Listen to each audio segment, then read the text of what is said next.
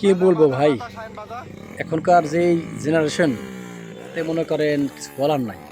তারপরও বলতেছি, কিছু বখাটে ফলাফল আছে, বাপ মারে জোর করে মনে করেন বলে মোটর সাইকেল কিনে দিবে, না তো মনে করেন আপনার গলা দিয়ে দিব, আত্মহত্যা করবো, এরকম হুমকি দামকে দিয়া দেখেন মোটর সাইকেল নেয়। কিনে নেওয়ার পর মনে করেন হয়তো মারা যায়, না তো বা মনে করেন আপনার ওই একজন অন্য মানুষ মেরে ফেলায়। একবার মনে করেন উচিত কি জানেন, এই দেখেন এই যে সেনাবাহিনী, বাংলাদেশ সেনাবাহিনী কি সুতিশ খাইতেছে একটু দেখেন।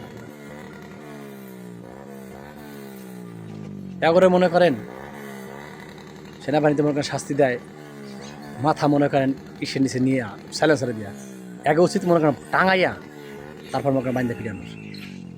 দেখা যদি উচিত শিক্ষা হয়, তাছাড়া হইবে না। বুঝছেন?